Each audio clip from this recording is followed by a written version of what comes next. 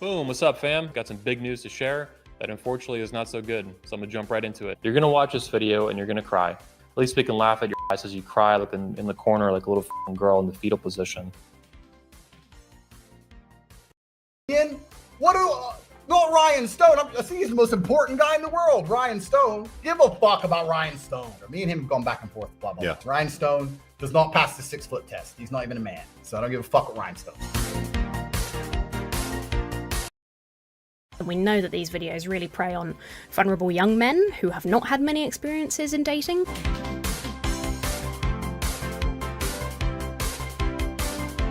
Name a bigger red flag than a white guy with a podcast. I'll wait.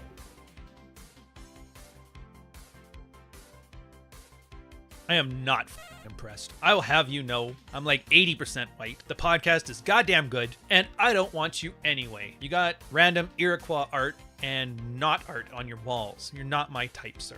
Or madam. I don't know, you're allowed to say any more?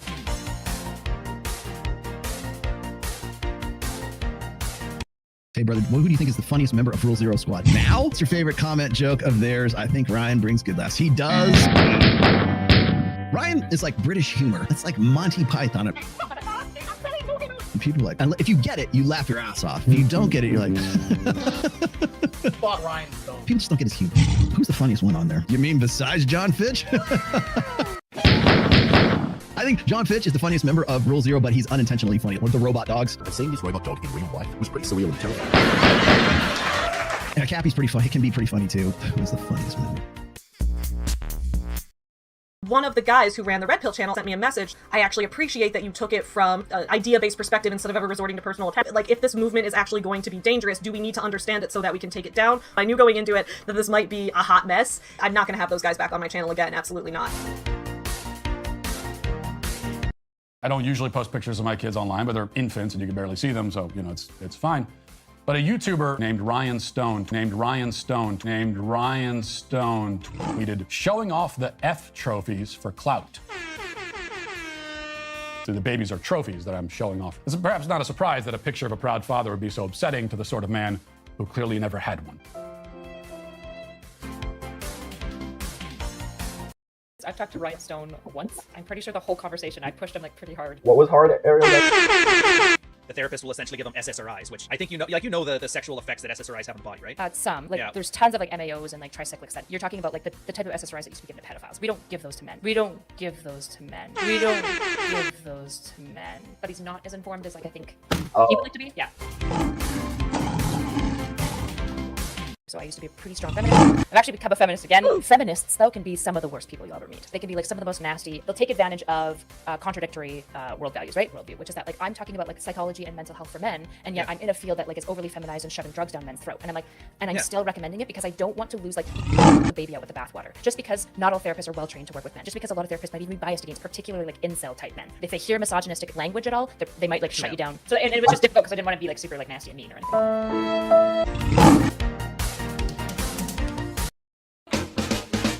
Here's a story of a cocky lady who thought her gold standard was legit. Then finally when she got an actual challenge, it all went to shit.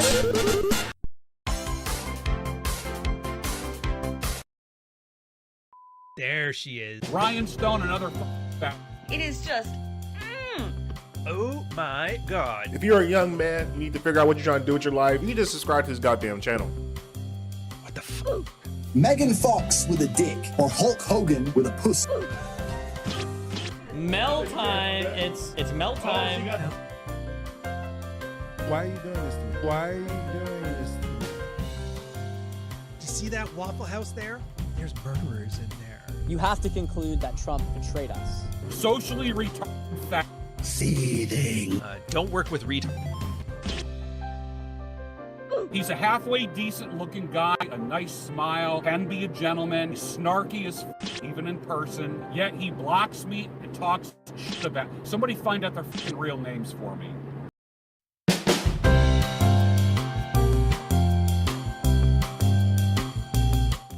Yes, there are Indian families that dig holes and put tents and poop.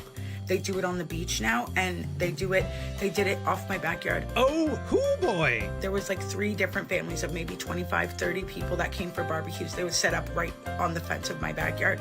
I seen them digging the hole, and I seen them put the tent.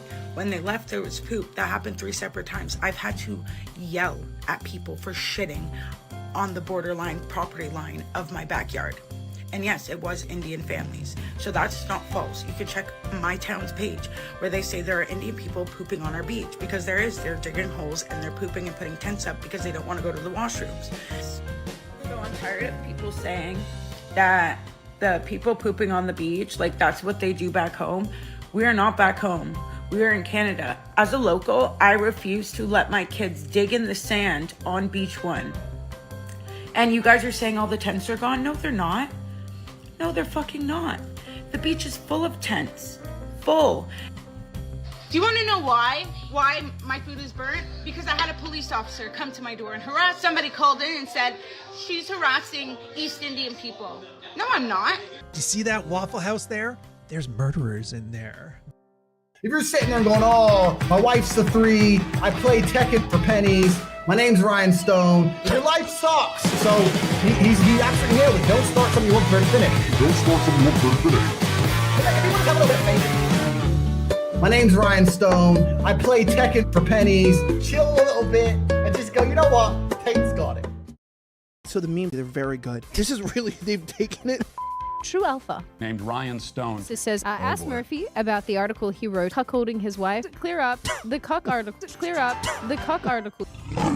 Why are you doing this to me? Why are you doing this to me? Why are you doing this to me? If I wasn't prepared to literally impoverish his entire bloodline. I am now concerned for my career. And I still recommend Clear up the cuck article. You know what? Fuck you for bringing this up. Yeah. Fuck you. Heartfelt. I'm not gonna have those guys back on my channel again. Absolutely not. Just use a little bit of fucking common sense. It is just, That's great. That's you should. Fuck you. Sorry, apologies. Just keep going, dude. One foot in front of the other. Before you know it, this will all be in the rearview mirror. Fuck you. You can choose your misery with some, pretty girl that, whatever, that you just. And I honestly find it. If your man is for you to say smart, probably because you're not satisfied. I would encourage, right? So exactly. Do not discredit intelligence of others. Please do not use that word. But marrying or committing to? No, absolutely not. My son will, marry an accountant. Not one of my sons would I allow to even date one of you girls. Because you don't shut up.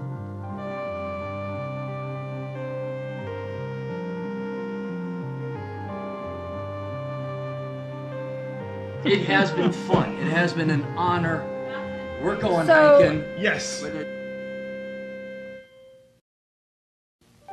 You're 45 and you can't shut up? You're the most mature one, but I saw your nipples and now we gotta worry about that. You're a criminal justice major, right? You're gonna bail out all these girls' sons right this time.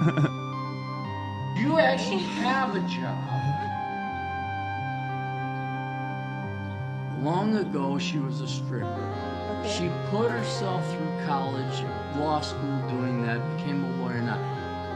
If I'm gonna get in trouble on table, I wanna fucking hear out why. By that time it's already tainted like this.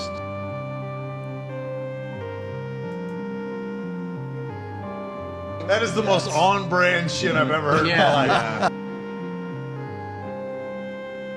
Why would my son date you? I don't want your 9 minutes, 30 seconds. I haven't actually done that before. I wanted to do it. Oh my God. Did you look at that? I haven't even gotten into the book ads yet. There's still the book ads. There's still the Orion channel. Oh, sweet Jesus. Sweet Jesus. Hey, welcome, guys. I remember Rolo, he used to do those on his sometimes when he started his live streams, and it'd be like 7 or 8 clips of the stuff he's going to talk about. So everybody's got like, it's like moving to the movie theater, and then you got 20 minutes of ads for whatever the hell. So yeah, welcome. It's Red Morning for the morning. Access Vegas, but which episode? I don't remember. You guys have to check it out. Anyway, oh yeah, where are they now? Look, it's been 6 years, 7 years. I can't even keep track anymore. It's been years. And the people have come and people have gone. And a lot of them have blocked me for obvious reasons. So I'm kind of curious which one, like who's doing what and who's still doing where. You've seen the thumbnail, right? And in no particular order, but as close as I can get to chronological, there was the original guys from the 21 convention, the convention that shall not be named in Florida. And that was arguably the first time Red Pill stuff kind of went online. Yeah, there was some earlier stuff with 33 Secrets and Coach Red Pill. Oh, there's another Where Have They Gone? Even Stefan Molyneux and Milo Yiannopoulos for a bit, but those were kind of like the Roosh years. That was, I don't know if those count. I'm counting it past 2017. So yeah, first thing, Coach Red Pill, Lorenzo Gonzalez or whatever. I remember, I didn't know much about him. I just thought, why is he just repeating all the same stuff that we already know? He's doing the same thing as 33 Secrets, except for he was in a workshop with like a thing. Anyway, I didn't know this, but he was one of those guys that kept moving from thing to thing, whatever was the most popular thing. He was originally part of some economics thing. And he started up a website, and he started up some monetized whatever, and there was a really good economist, I cannot remember his name off the top of my head, and I'm not going to go look it up, you guys can look it up, who he asked, like, yeah, do you mind if I take your stuff, put it on here, put it on the paywall, and then just keep a little bit for admin, and then you can have the rest, like a revenue sharing thing. And he's like, yeah, sure, take my ideas, make the site, do what you do. Didn't pay him a cent. So eventually it got so bad, and Gonzalo just kind of ignored him and all that stuff, and he got to the point where he's telling everybody, just like, do not go to my site. I don't get paid for this. It's somebody stealing my IP, and I'm taking him to court, and blah, blah, blah. And then all of a sudden he's like, oh, by the way, I know a lot about Red Pill stuff now. And then he went through that, and the very few times he interacted with guys from the various forums or the subreddit or any of that stuff, dunked on. I think he got treated worse than Paul Elam, which, if you don't know who that is, that's a men's rights guy from the 90s who nobody likes. Then he switched over to, like, now I know everything about the Ukraine war. Died. How crazy is that? To get killed in an astroturfed war that was just there to siphon money to, like, war profiteers. It's not even a real war. Like, there's really people dying and there's real tragedy, but it's mostly just people, like, stimulating the economy. Holy Jesus. Oh, yes. And thank you, Donnie Trejo. For the rest of you guys, too. Yeah, if you guys know some of the lore that I don't, or if you're into some of the iceberg that I'm not, feel free to illuminate me. Because like I said, a lot of these guys, they do not like my attitude. And they block me. I saw the super chats up above. I'll get to those in just a sec. So anyways, yeah, at some point, the Ukrainian authorities, the SS, or I guess UUs, decided, stop tweeting pro-Russia stuff in Ukraine or we're coming to get you. And then he started doing some more, and then they came and got him, and he looked all confused, and then I still never got a straight answer. I don't know if they tortured him when he was in there, or he just happened to have a heart attack from the stress of being arrested or something like that. Anyways, he's dead. And I know you're not supposed to speak ill of the dead, but it's kind of one of those weird situations where it's like, next to the guy that tripped over the bench and got stabbed in front of his girlfriend, then his girlfriend used that to say, we got to let infinite migrants in or something like that. It was just like the most embarrassing ways to meet St. Peter and St. Michael and all them. It's a strange thing. So yeah, where are they now? Super chats, by the way. So first one, free gender. Or second one, sorry, free gender. Thank God. I love catching the beginning of the show. I'm glad you do, sir. I do my best to give you a nice little hook at the start of it, something to get you interested in it. Second off is, come on, scroll, don't be like this. There we go. Siege D. He's got the #1 crown. I don't know what that means, but it must be good. It must be good. Sup, Couch? Has old George crashed out again, or is the most recent one still him calling me a mosquito on X for reminding him of the lore of Rule 0? I can't keep track. Like I said, I blocked him. I want him out of sight, out of mind. But the thing about Twitter and social media in general is you cannot fully block somebody, because if they do something ostentatious enough, and a crash out is definitely ostentatious, it will find its way to you. And so, yeah, that was as far as I know, that was the one where he's ranting at Nuke and Jack and me, and then went into the Rule 0 chat, started telling everybody, like, I hate Rule 0 and it used to be better, stuff like that. So if there's more crash outs and their videography their videography is on point and we can do some Kino with it, not saying we won't, I'm saying we might. So the ads now, since I've still got a bunch of ads. James S. $20 super chat. Thank you very much, sir. Thanks for the Cappy sad nostalgia from Access Vegas. It is still hilarious. Any chance there will be another sad nostalgia? Probably. Honestly, the way these things mostly work is I kind of just do my thing throughout the day and the weeks and the years and the months. And then one day I'll just wake up with like a hilarious idea in my head, come to the computer quickly, and then just do it up like super fast. So these are all inspired visions from the future. I do want to do more of them. The problem is, other than Cappy, not a lot of people are just like over it. So we'll see. That was Cappy's first ever panel show. I think it was his last when I went there to Access Vegas with Rolo and him, he's like, yeah, are the girls coming? Because I'm not going to be there, man. I'm like, dude, I came all the way down to Vegas. It's like kitty corner across the country. Come on, man. You're like, no, we're not doing that. You and I are going to go hiking. So we went hiking instead. Dude. Not the biggest hiking fan, but Clary's pretty good at it. Yeah. If Gonzalo's wife was Ukrainian, she left him and moved back. He was there to try and maintain a relationship with his kids. So he died of pneumonia in prison. So wait a minute. Oh my God. Okay. So Lord Devonshire has given me some tea here, which makes so much sense now.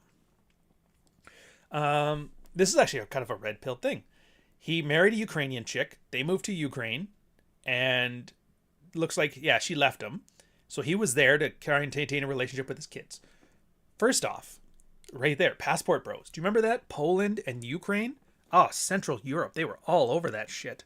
Because, the women were feminine and the women were loyal and all that shit. And it turns out, doesn't matter, man. Still leave you. Still leave you if you don't have your shit on tight. And even then, there's no guarantees. You never know. Oh, we're getting to Roman, sir. And Myron looks like he wasn't too happy at Cappy. I don't know what... I don't watch his stuff ever, but the impression I got from that is the guy who's like...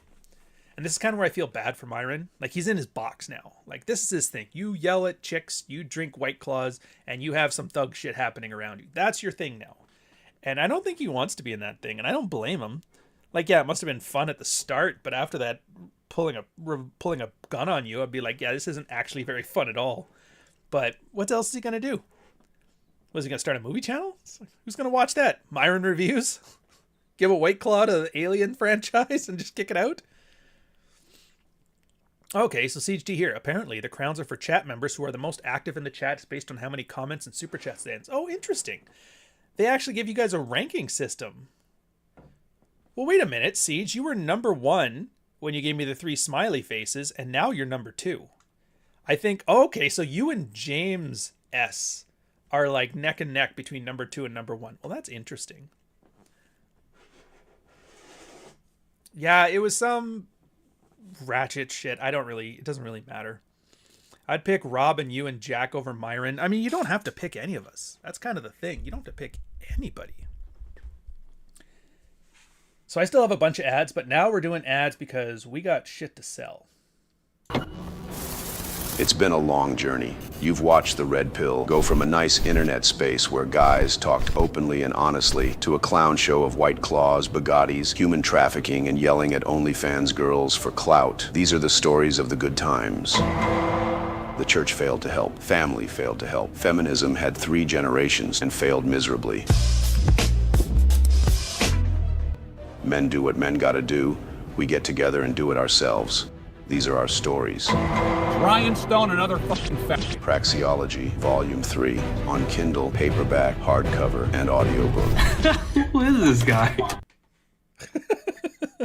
That's Praxeology volume. Dude, I maybe should slow down with the books. That was Praxeology volume 3. That came out December. Since then, we've had Dogwalker. It's come out in Valentine's Day. Best contemporary fiction for men. Chicks have taken over the genre for too much, and it's time to put something good in there, something that's a good read. Dude, you guys are red-pilled. You like good stories. You know how to tell good stories. Have you ever tried reading one? It's like, yeah, I don't like reading anymore. I don't either. And it turns out there's nothing wrong with you. It's not something you age out of. It's not something that you're not good at. It's not your ADHD. It's nothing like that. It's just people's books are slop. Absolute slop. And I'm talking before AI, man. Before AI. I found out myself because it was like Nick August, my editor, got me into Hemingway, which I never read Hemingway before because I'm like, why would I? Gives me the Short Happy Life of Francis Macomber. And I was like, this is a really good book. I could totally read this. It was shorter, but there was no fat on it. And that's when I realized, when I started trying to read other stuff, the difference between a book I can read and a book I can't read, and I'm pretty sure this goes for you too, is...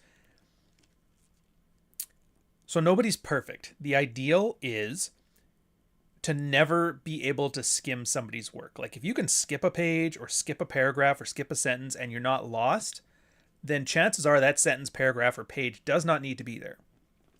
It's just filler. So the less of that you have, the better your book is. And for most contemporary fiction works, they are written for women, they are written by women, and they are full of it. So yeah, you lose interest because it's just a bunch of stuff that doesn't matter. It's no different than your wife telling you a story. She's like, hey, did you hear about Cindy? And you're like, no, tell me about Cindy. And then the long meandering path to nothing about Cindy happens and you just check out. And that's what they're doing. So I get it. So I'm like, yeah, guys can read contemporary fiction as long as you just trim the fat. And then of course, August 1st, Softbone's coming out. Oh, dude, Jake Long and Softbone. I'm giving it a final read myself. This is my favorite now because it's the read where I get to read like a reader and I forget a lot of the stuff that I put in there. It's fun, man. And for those of you who don't I don't want to watch slice of life contemporary fiction. It's like cyberpunk. Like, oh, dude, it's sci-fi. I love this shit. Yeah. Anywho, back to where have they been? Hey, Couchy, I'm doing fine. Thank you very much, sir. I told you that the story to tell you. This one. Yeah, exactly. Thank you, sir. The Short Not So Happy Life of Jack Murphy. So MLD John, he was fun. I always enjoy, and I still consider him a friend, right? He kind of came in hot and heavy, and he's kind of was doing his thing in the background, and then he peaked. It's like, holy shit.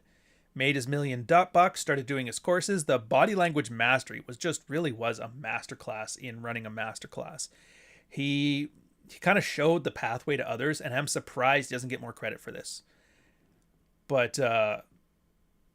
so at the time, there was this Twitter brand, Sonia something. She's an Evo Psych PhD. There was Jeff Miller. He's another psychologist PhD. Cindy Minson, David Buss. And Rollo was kind of going off a bit about how these guys, and Dr. Sean Smith, and they were all going on. John's been dissing a lot of you guys lately. Okay. It's just, relax, man. Wrestling isn't real. Wrestling isn't real. Anywho, they were starting to do their own courses. They're like, well, we're university professors. Let's just take university and bring it to here. And they did. And it was like problems discussed and nothing was doing well. And they did okay, but they weren't great. It's not the kind of thing you could make a business from. Meanwhile, MLD John came from teaching English in Japan to running this multi-million-dollar course. It's still real to me, damn it. And he kind of showed, yeah, if you want to do education online, this is the pathway to do it. And a lot of people have been doing it successfully. He just did it to a level people weren't able to. It's really is the Michael Jordan of online courses. He didn't do it with volume like AJ Cortez. He has 40 courses and they're all cheap, but whatever. And, but John's no, charge a premium. But the thing he did that was different was he put effort into it. he always had the workshop. So as you did the course, he'd have a start date and an end date. And then at the start date, you had your workshops, and then all of that stuff is available in the future. And then anybody who signs up after pays more and doesn't get the workshop. So the thing that got me that was crazy was that if you look at the numbers for people who buy online courses, doesn't matter the subject, there is a 12% completion rate. So approximately out of every 10 people who buy an online course, 1 out of 10 complete it. Or even take it, I think. I think the number is like once you start it, you basically complete it. But almost nobody starts it. They just buy it for the feeling of buying it. He got his up to, I think it was 47%. Insane. And that kind of is one of those things. So it shows you like, yeah, it's not just about giving information out, charging a price and being done with it. He's like, no, I want you guys to learn. I want to build a loyal customer base, like a followership. And he kind of, it was like very mutually beneficial. He kind of pushed people into getting what they paid for. And then in turn, they ended up being more loyal to his brand because his brand showed that it gave a shit. And I was like, dude, that's awesome. Nobody's replicated it since. Nobody. Yeah, if I end up doing like a course on how to write books, like not the writing part, but everything around the writing part, I will probably follow that format because it just looked great. But yeah, and then everybody kind of knows I don't even know if I would call it crash out. It kind of is, but it isn't. Where he went on, what the fuck is that guy's name? Is it Patrick Bet David or the other one? One of those guys that Rollo used to work with, and then the guy was just like stealing Rollo's clout. So Rollo's like, yeah, fuck this guy, and left. John went on there and said, if your husband's beating you, your job is just to endure it with a smile. And yeah, it kind of blew up. But and since then, he kind of never really hit that same peak again. So now he's kind of just doing his thing, staying low key as far as I can tell. And like, whatever. He's got, like I said, the body language mastery, building that audience was great. Because now no matter what happens to him, and this is another thing for longevity, whatever happens to him, he can say, yeah, beating your wife is cool. He can get canceled off the internet. He's still got that group of people that knows, yeah, if he does something and I buy it, he will give a shit and I will get my money's worth. And I'm like, I don't think he gets enough credit for it. I really don't. MMLD do course that how does, oh, Jesus Christ, man. Guys, your sentences are killing me sometimes.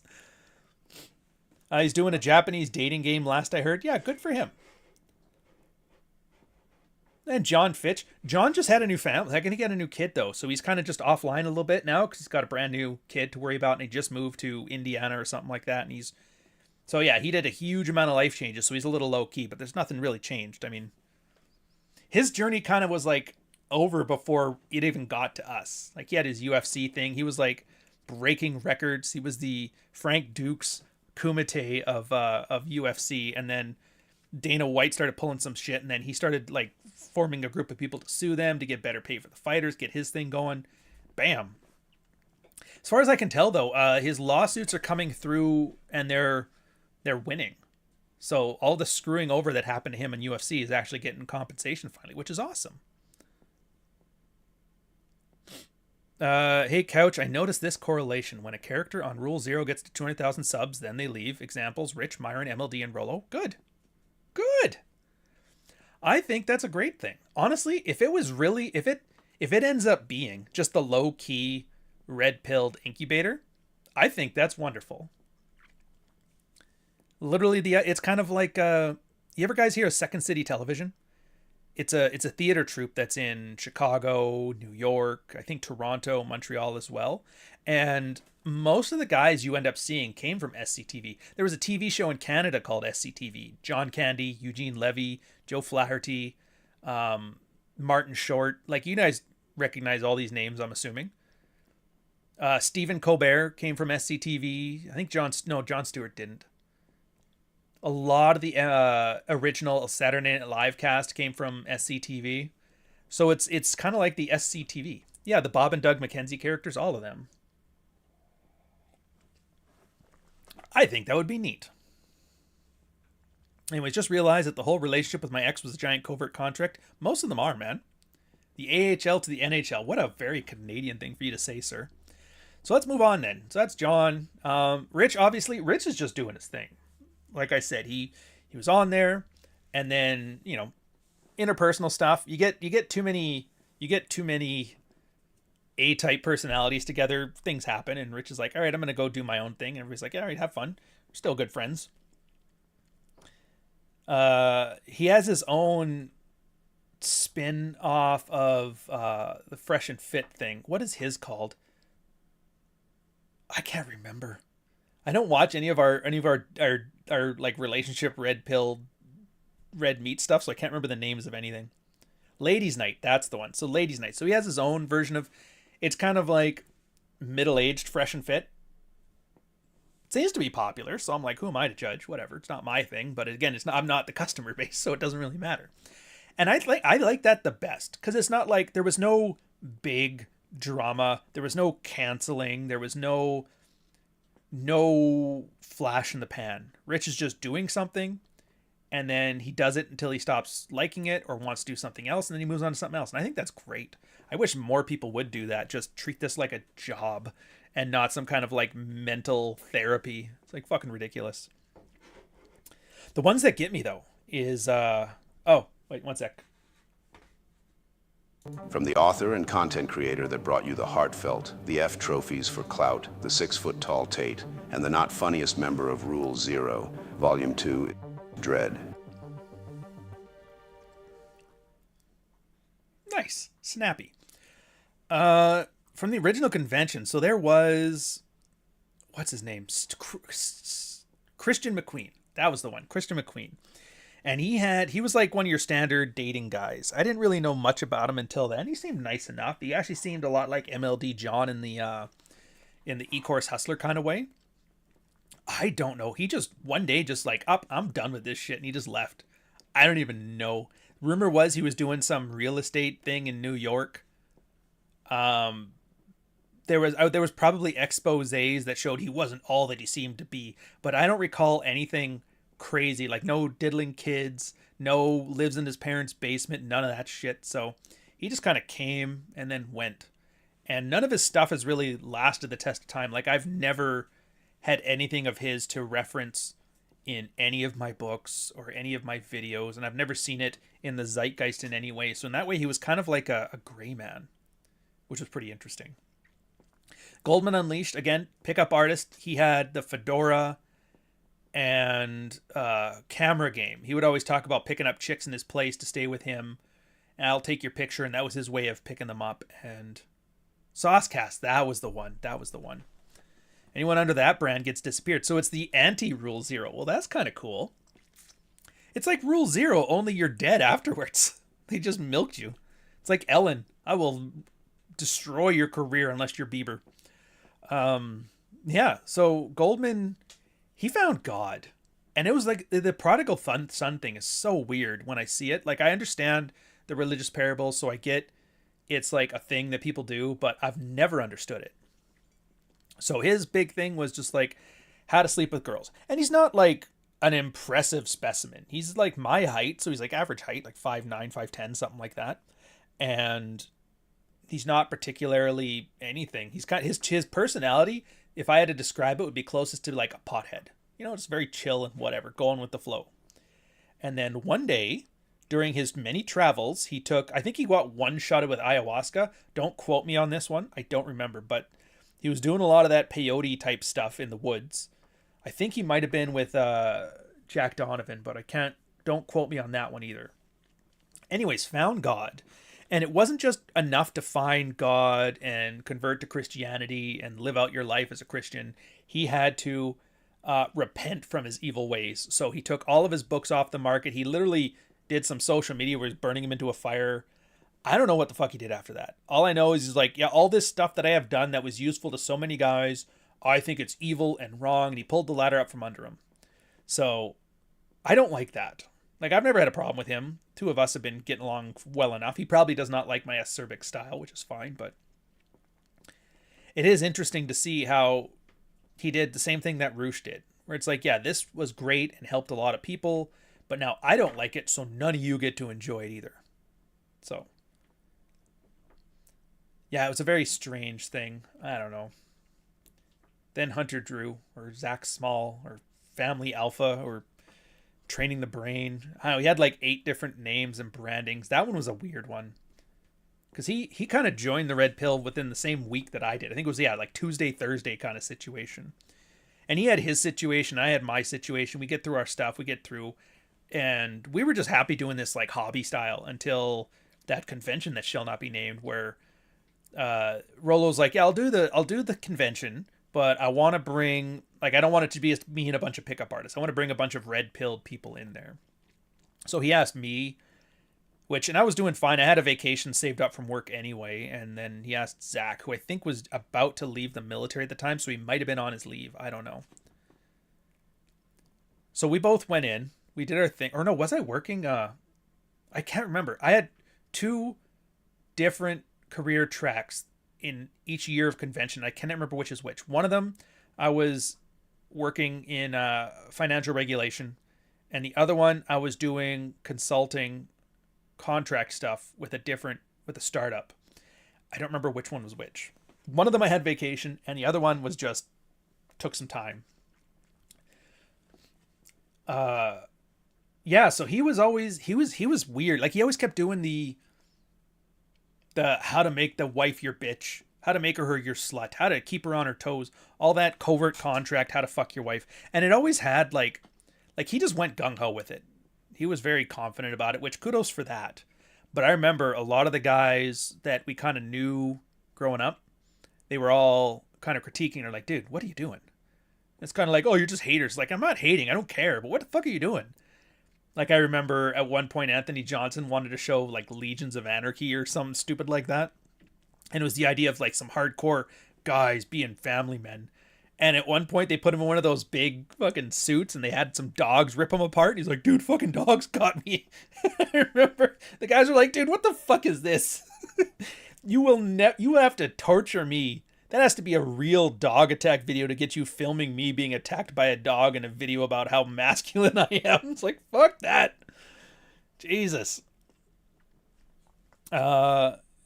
Yeah, and he just kept doing his thing. And I remember he and Jack Murphy, back when we were all still talking, dude, we should bring our wife into the podcasts. We should do like a wife and husband show, some good marriage stuff. And everybody who was red pilled were like, dude, what the fuck are you talking about? No, do not bring your wife into this thing. And that's when I told him the tale of Athol K, and the missing house, bankruptcy, and heart attack. Yeah, to bring, even if she's like your greatest ally and the best friend and the greatest lover and your marriage is perfect, don't bring your wife in on this shit. It will, just the biology of it, just get ruined. Because it's like, she's going to be a woman. And that's fine, but not for this. Not for this. Silver Bishop, €10 super chat. 2 heartfelts for you, Couch. Oh, thank you very much, sir. We've already done the jack, so we'll skip it on this time. After transporting 40 liters of garden soil from my pot plants. Is that how they measure it in Europe? Interesting. I thought they would do pounds or kilos like they do here in the West. For my potted plants on a backpack with my bicycle halfway across the city, being a minimalist sometimes comes with suffering. Well, you know what you can do? For like things like this, you're always able to like rent a car or get a delivery done. You don't have to cycle it in, but yeah. And then Free Gender, $20 super chat. Jesus, though. 40 liters of garden soil, potted plants. I guess it is time for like gardening. Shouldn't you have started this a month ago, by the way? It's a little late in the season to be starting your garden. But what do I know? Your climate might be better for it now. Free Gender said, please read in the chat. I will please read in the chat. Thank you very much, sir. Oh, here we go. I love Rollo's interpretation of the prodigal son. The point of it wasn't the son found God. The point of the story was everybody accepted him back because it made them feel they were right. Yeah. I agree with that. I see you're typing more, so I'll get to it. Yeah, that prodigal son was never about that. It was because if you guys don't know, it's like 2 sons. One stays home, does Jesus right, works the farm, whatever. The other son goes out whoring and whatever, and then comes back broke and penniless and redeems and redemption and like, I forgive you, and they bring him back in, and he kind of gets the preferential treatment. And the other son's like, dude, what the hell? I sat here, I worked for you, I did everything. Like, why are you giving it to him? He basically shunned you and came back. And if I remember, there was some line in there, it's been a while since I've read it, but there was a line in there about how, yeah, you never had a crisis of conscience, a crisis of faith. He went, through the belly of the beast and came back and still found it when he could have done anything. So with his path, he's more deserving, I think was the thing in there. But anyways, yeah, it's the perfect handbook for a psychopath to take advantage of everyone. P.S. Thank you for recommending that book, Wisdom of Psychopaths. Oh yeah, dude. It's not a red-pilled book. It's not on the sidebar, but I would argue it should be. But I already added Practical Female Psychology to the sidebar. That was my contribution. I don't want to be the guy that, like, the Ryan curated list, so we'll leave that one off. But yeah, oh, it totally is. And how many examples have you seen of that? Like, porn star finds God, still does porn, but now it's like with Jesus. And Tate's finding religion every time he runs into a criminal charge. It's fucked up, man. It's fucked up.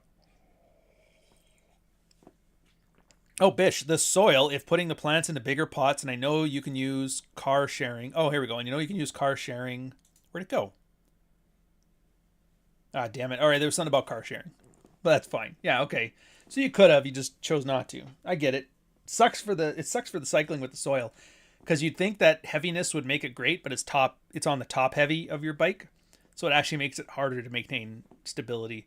Unless you can get those saddles on the side of your bikes, but yeah. Anyway, so the hunter drew, and that was the thing. So like, they're like, I want to bring my wife onto this thing. It's like, no, you really don't. And there was a bit of a blow up, and Hunter just like immediately picked sides. He went with the marketing guys. Anthony Johnson promised everybody the moon. Oh, dude, we're going to make millions. It's going to be the biggest thing. Talking like Timu Trump. And it was like weird how everybody started picking sides right away. And I'm like, dude, Rollo brought me in. I've never had any issues with him. And I remember at the time, so Anthony Johnson had already fucking gone after Rich. Like, Rich is a fucking traitor and blah, blah, blah. And I was going, all right. So I kind of just quietly was like, you know what? You know that rule, always treat a girl, like look at a girl the way she treats waitstaff, and that's how she'll treat you someday. I kind of did that thing. So I just saw how he treated Rich. I was like, yeah, I didn't really make a big deal out of it. I just quietly did my own thing and kind of stopped showing up to stuff. But nobody really knew anything was up because I didn't say anything. Talked to Rich, made sure he was okay. Apparently I was one of the few people. I think me and Rollo were the only two people that like called Rich. I was like, dude, are you all right? Like, what the hell? Just to see how he was doing. He's like, yeah, thanks, man. Which is weird. Everybody's talking about their brotherhood of men. Can't even pick up the fucking phone. But who'd have known wrestling isn't real? Where am I going with this one? Oh, yeah. So Hunter started his private community. And the idea was like a manhood, alpha male con, accountability conference thing. Like, whatever. But, I think he was charging like $1,000 or $100 a month or something stupid like that, which good for him. I don't know how popular it got. It couldn't have been very much because he was doing that with his morning brew. And then after like a year or two, he's like, yeah, I'm leaving. And he just left. And he's in the workforce now, back in a wagey job. I don't know if he's still doing this stuff or not. I really don't. You guys will have to let me know. Ishan, I see you on the 4th book update. I'll let you know in just a bit. So yeah, I don't know. He just kind of went off and did his thing. Ed Lattimore, way cooler story. He just he doesn't start no shit. He doesn't start no drama. He just has crack jokes and he does his thing. And kudos to him for it. And he's leveraged his very short professional boxing career into, like, I don't want to call it self-help, but it's kind of like the Mark Manson. He's turned into Black Mark Manson, which good for him. He has a book, either just came out or is coming out. He got picked up by, I think it was Penguin. So he's got a traditional publishing deal and he's got that coming. I wish I had more details on it. We've talked about it. We've talked, like, swapped some notes back and forth about books and the industry and stuff. So he moved to Portugal to be with his wife and had a new kid. His visa expired, had to move back to the States. I think he's back in Philly now. And he's like the Black Mr. Rogers, man. He just does his thing. Doesn't really care. He's red-pilled as anybody, but he's not acerbic about it. He's kind of a great model of how you're supposed to do this. Like, stop attaching yourself to the branding. It's very unattractive, but just use it. And there's there's new people coming up like that too. Like Cartoons Hater. She's a Substack writer. And we've talked a bit behind the scenes, and she was kind of like in the red pill space back when I was, but there's always like a few women that are in there. They kind of do, the good ones kind of lurk, and then the bad ones join purple pill debate and start some shit. So she was one of those ones, and she did it, and she did her thing, and she got herself a husband, and she's married with kids now, and she's happy, and now she's writing about it. And I'm like, I recognize a lot of the stuff she's writing about. I'm like, dude, this is some red pill stuff. But she like twists the words just a little bit so that people don't associate it with the branding, and she's taken off, which is good for her. The older you get, the more staying in shape becomes a flex. Yeah, it's true. My brother called me the prodigal son one time. I didn't know what it meant, but I left again, so it wasn't worth it. I mean, technically, if you want to get into it, I would be the prodigal son. Like, my brother still lives one town over from our parents. And meanwhile, I've moved across the country like twice. And I'll probably be in the States here in like a year or two. How is Torsha with the RP space? I don't know. As far as, I don't know how, like, her working relationship with Rolo is. I kind of don't really pay attention to that. I don't know if she's ever collabed with other people. She's been on my show twice, and she was like an hour late both times. So I'm just kind of like, I got no issues with her, but I'm like, yeah, if you're not going to be on time, then whatever. I'm not even talking about to the minute on time. I mean, like, less than an hour late, or at least some notification so you can kind of work around it. That's just it. Odd that the visa in Portugal expired. We're having a lot of illegal immigrant problems. Well, illegal immigrant, that's the thing. There's no enforcement mechanism. It's the same thing as Canada's having right now, where you figured out, oh, you get on your visa to come here and then just stay and see how long it takes the country to kick you out. That's the issue. The problem is if you're following the rules because you want to build a proper life, you know, proper productive tax-paying citizen, it's very difficult. But if you're just like, yeah, fuck that, and you don't do any of that stuff, then yeah, you're basically forcing a very incompetent government to do something about it. Next one was Carl. Carl, I like his little arc because it was the same thing. He had his divorce. He used to be the co-host of this show or sidekick. I don't know what the thing is. Like, kind of equal. Like, I was in charge, but he always liked coming up, and we enjoyed it. It was just kind of like our thing. But yeah, he wrote 1,000 essays. He wrote 2 books. He came in hard. He came in like the thunder. He had a very acrimonious divorce. Wife tried stabbing him, left him. He moved down to the States, started doing consulting work of some sort, making his money. He even had like a whiskey still for a while, and then he moved back to, Europe or whatever. And I kept in touch for like a year or two after he left, because he just left one day. One day he's like, you know what? I've said everything I want to say. I'm done. And then he just left. I was like, good for him. But yeah, we talked a bit after. So he got himself a new girl. They picked up a dog. He got himself a great career. Dude, like, I'm only just catching up to him now. So yeah, he wasn't hurting for cash. We'll put it that way. Good for him. Didn't bother coming back. Has no qualms about it. As far as I know, he might be listening in on these things. He might be one of you, and it might be Siege D or Alex or Jenna Masson La Rose. Could be Carl, and we wouldn't know. Wouldn't even know. Behind the scenes, he did one face reveal to like me and Rich and Rolo. Maybe John, and that's it. All I gotta say is, dude, yeah, he looks good. He's a good looking man. Who else was in that one? There was AJ Cortez. I don't know what the fuck went on with him. He blocked me fast because I was like, oh my God, this guy's a fucking idiot. Like, he's pleasant enough to talk to, but then as soon as you get him online, he just turns into a fucking retard. They called him a himbo. All I know is that he keeps coming up with like muscle and fitness magazine articles, sells them as e-courses, like $10 a pop. And I guess he's done pretty well for himself. I guess if you have 40 e-courses and each one of them sells 1,000 copies, that's like, 4 million courses or something, 400,000 courses, $10 a pop, 4 million. Like, I don't know how the math works. And it could be all made up. I don't know. And then he would just latch on to whatever the biggest thing was. I remember, and this is the one thing, I've had this as a standing order. I'm like, $100, I will PayPal it to you tomorrow.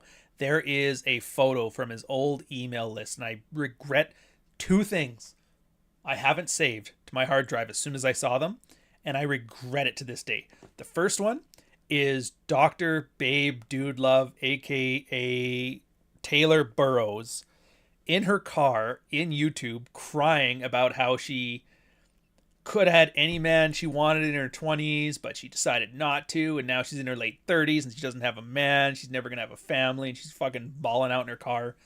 And I was like, this relationship coach is a fucking mess. So I wanted to save that. And then the second one was AJ and Tate. They did a collab. It was for one of their online courses. I don't know which one. If I didn't remember the context, I might even have the picture now. But it was him and Tate LARPing as Street Fighter characters in a Thailand temple. It was back when AJ had his beard that he would trim like way too high. So it had that pasted on beard look. And it was just him dressed as something. And I think Tate was dressed as Sagat. Or maybe they were both Sagat. I don't remember which one it was. But they were both. One was Sagat and one was like Ken. And they were shirtless. And they're doing their thing. And then they did like the bro handshake stuff. And I'm like, oh my God, this is hilarious. I to this day, I regret that. $100 to anybody on PayPal if they can get it to me. My God. Yeah, it might be Marty. You never know. But it's interesting to see. And he's, as far as I know, he's still good. He married an Indian girl who... And there was some rumors, like she kind of left to go sow her wild oats for a year and then came back and they were dating the whole time. So it's one of those long distance relationships. And you can, I mean, you know, the red pill take on long-term relationships don't work, but he was like, oh, I'm too alpha. I don't worry about that. And then I guess they have a family now and he's got a kid and he's doing his thing. I don't know. And to be fair, oh, that's right. It might have been Sagat and Dalsim. Sagat was bald, Yoga Flame one, probably then Tate then. Yeah, I think it was Dalsim and Sagat. Anyways, it doesn't really matter which Street Fighter characters were. It could be Charlie for all I know. So as far as I know, he's doing his thing, and it's fine. It's like, yeah, he won't give me the time of day. And to be fair, I'm not looking for the time of day either. So it's not really, not heartfelt, but, like it's better him than Cernovich. Yeah. I remember when I first started doing email marketing, cause I had to learn how to do that for the books, right? How to build an audience with your emails. It was back when I was on like MailChimp pre-Substack, which subscribe to it, by the way, you're going to love it. And I'd read his emails, and it was just literally like talking about his day. It was like a day in the life of a himbo TikTok. Oh, I had a bagel and blah, blah, blah. And then at the end, he would have like a couple paragraphs on, by the way, carbs are blah, blah, blah. And I'm like, holy shit. There's no way anybody's reading this. There's no way. Fucking kills me, man. Kills me. Oh, yeah. Hi, I'm Kurt Vonnegut. I'm looking for Ryan Stone. What's that? Fuck me. Hey, Kurt, you read lips. Fuck you!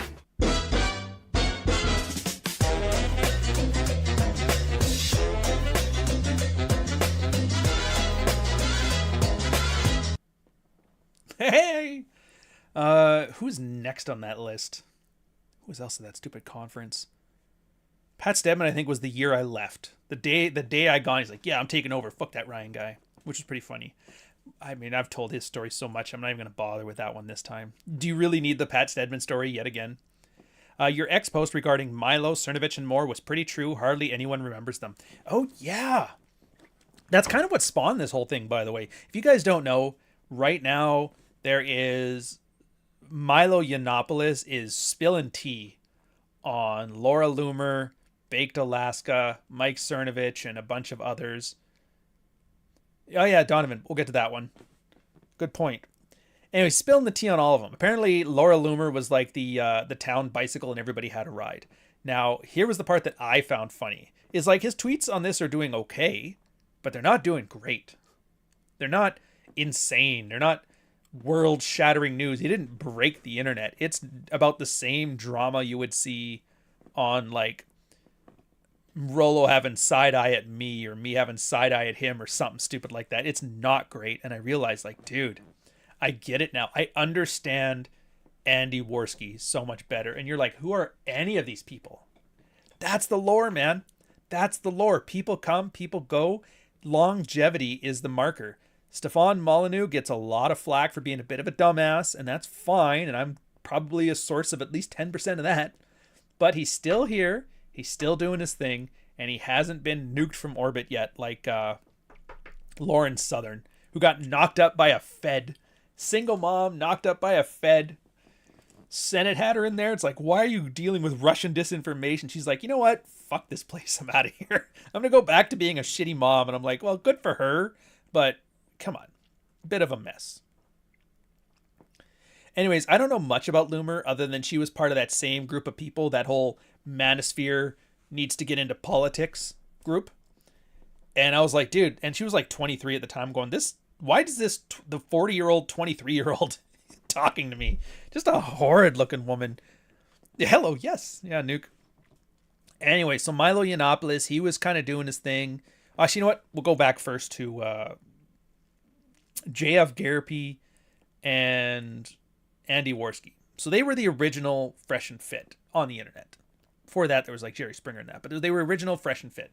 And they were doing Outrage Broken. They had Brittany Venti and Roosh. That was the one thing I remember them for, is that Brittany Venti and Roosh were arguing about traditional female whatever and sluts. And you know Roosh, fire and brimstone speech, looking very serious, completely not catching the joke. And Brittany Venti just torturing him, treating him like a lull cow, milking him for laughs for like 2 hours. And I was like, dude, that's awesome. And I've always got a soft spot in my heart for that.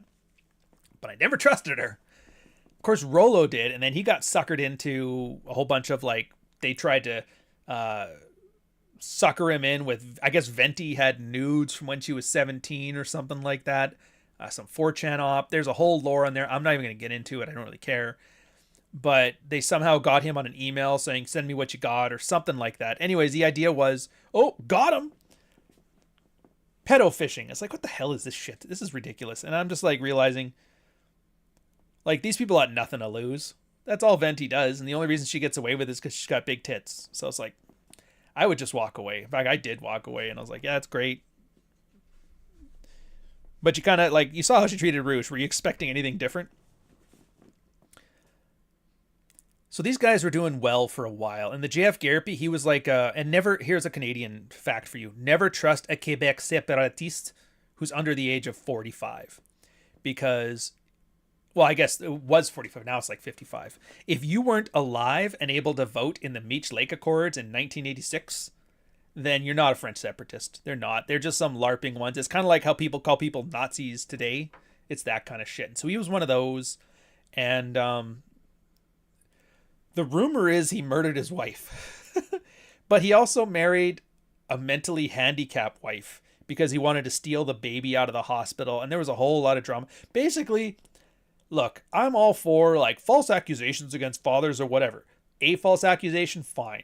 But like 17 of them, and they're all different, and they're all from different places, and they're all about different things. It's like, dude, there's no way you're this unlucky. And it's not 1,000 people accused him of one thing. It's 1,000 people accusing him of 1,000 things. It's like, bro, something is up here.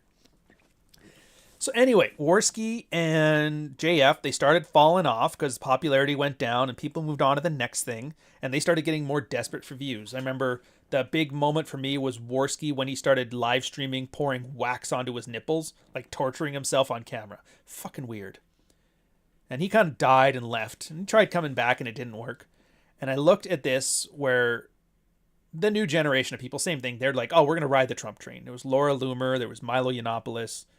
There's a bunch of other people. Baked Alaska, Mike Cernovich. I can't remember if Mark Manson did it. But anyways, these are like pre-Red Pill manosphere people.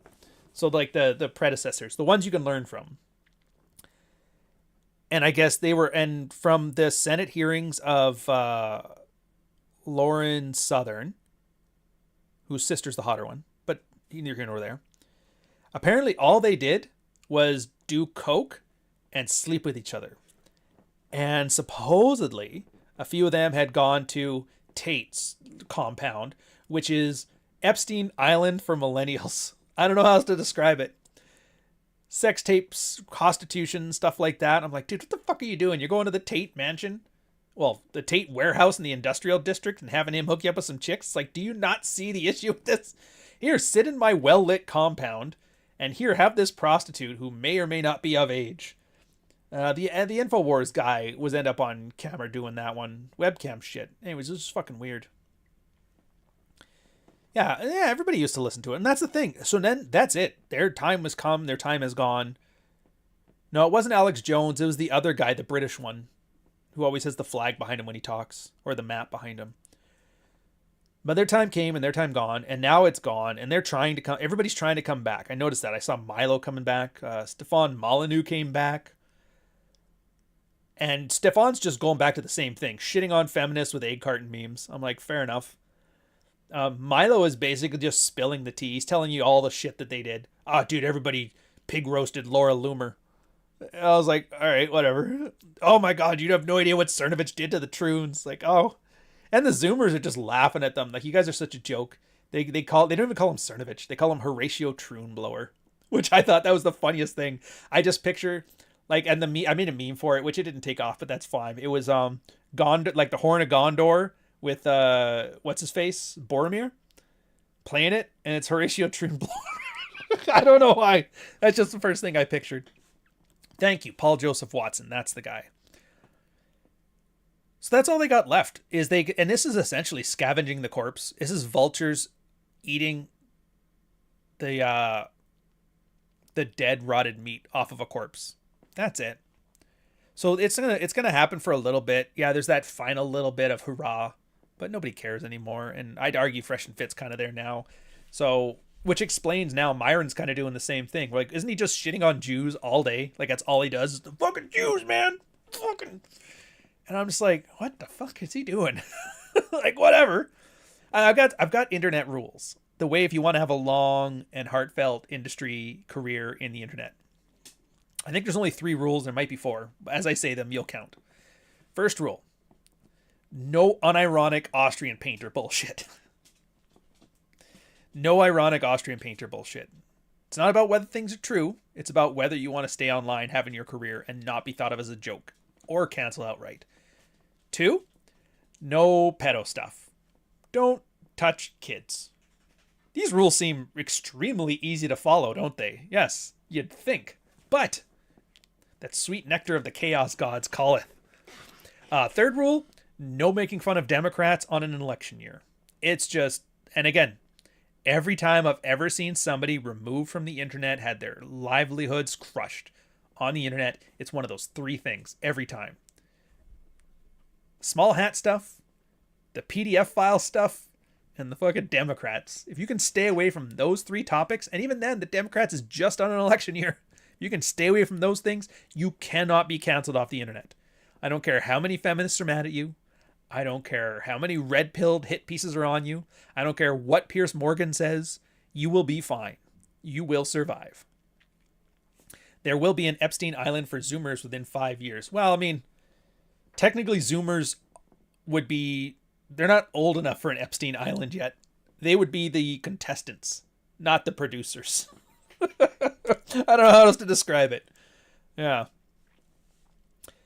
And it's wild. Like I said, it's my red pill stuff. I've kind of pivoted. I've said everything I've needed to say, and I still talk about it. Like, I'm not ashamed of it or anything like that. And I don't burn it aside, but I don't like the idea of just repeating myself. So a lot of this is switching over to, I don't want to say media literacy, but kind of like, and I don't want to say critique. It's not either of those. It's more like anthropology, media anthropology on this space. Because it really is a fascinating lesson. And dude, for all I know, like Nuke's in the chat.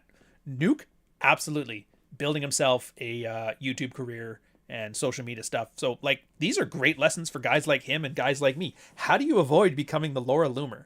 First off, don't fuck the town bicycle in your social media group. Don't let the big loudmouth guy, if you've seen a guy spread one secret on social media, automatically put him in the do not trust him with personal information camp. That's just no brainer. I find Milo funny. I find him eloquent. I like his writing. I missed his Bloomberg articles. They were pretty good. Would not trust him as far as I could throw him. Not a bit. Would not trust him with the secret to save my life. And yet people still do it. And then they're wondering, that's crazy. He shared all those other people's intimate details, but he shared mine? No. And I'm sure there's like a real life equivalent to this. If you're not doing this stuff online, there's work equivalents. Like, dude, I got friends from the military, and I knew if I had something that was meant to maintain secrecy, who I could tell and who I could not tell. Crazy, by the way, since everybody in my friends group had a top secret clearance and worked top secret communications. So it's like, why do I even have to have this conversation? It's like, Jesus. But yeah, there was friends. I knew if I tell this guy, he's going to tell his wife is going to tell everybody else, flat out. So if I wanted something to be told to everybody, I would tell him. If I didn't want everybody to know, I would not tell him. And the switched on friends of mine knew this too. It's like, yeah, you don't tell him. You don't tell him. Just don't. It's like, yeah, fair. Don't, like, never slag off your former employer in a job interview. Yeah, it's like, I think this is what they call it when they call it second order effects, right? But it's crazy when you look at all this stuff. You see, because social media, it's not like this fucking thing, whatever you want to call it, content creator, whatever. It's not content though, and I'm not a creator. I was like, well, maybe. I'm an author, but I'm online, I'm marketing. So what? I don't know what to call this fucking job. Don't piss off radfems on X, keep your distance. I mean, piss them off a little, but yeah, you don't want them hyper fixating on you. That much is certain. Appearing on Fuentes is the online version of Dancing with the Stars. There's always going to be a David Duke. If you guys don't remember, David Duke was the baby boomer white nationalist. I think he was like a Klan guy, but he wasn't really. Like, I was pretty sure he was a Fed. And then there was Richard Spencer, who was like the Gen X or maybe millennial. I'm not sure which. I think millennial David Duke. And now you got Fuentes, who is the Zoomer David Duke. And it's just like, they have a big sign on their back that says, it's like a Venus flytrap. Why would you even go near that? But everybody's like, oh, this would be great. I can argue about the 3 rules of the internet, man. JQ, PDFs, DNC. Do not.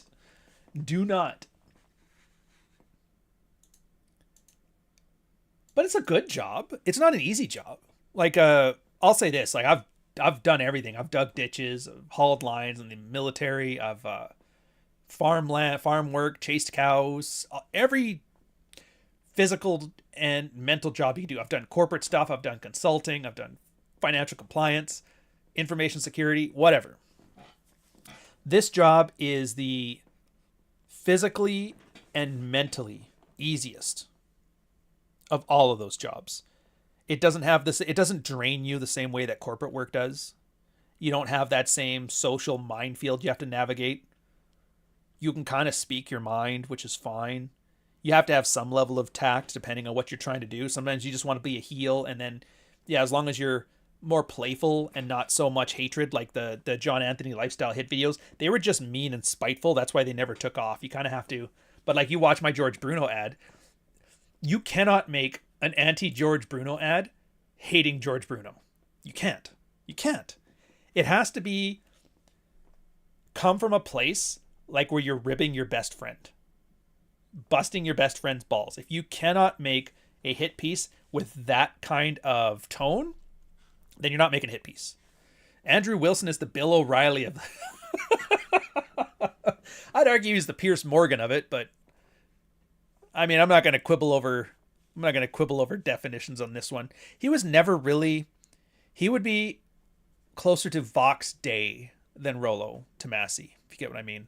There was technically more than, like, there was a red pill, but there was also, I think they called it Dark Enlightenment. I couldn't tell you. But Vox Day started that, and that was like Orthodox Christianity version of the red pill. That's where, by the way, if you ever want to know where like alpha male, beta male, and sigma male stuff came from, and gamma males, that's Dark Enlightenment. That is Vox Day. That's all him. That was not red pill stuff. A lot of the initial Jordan Peterson hate, not like Rollo and I or the Rule Zero guys where we had critique, but the hate stuff, that came from red pill.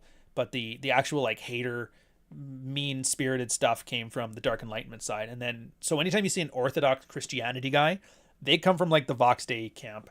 And you're like, what's with all these little niches? It's like, that's how it works. There's a bunch of little niches. We all got lumped together by Mother Jones in 2010 because they wanted to compare Paul Elam to Cernovich and Roosh.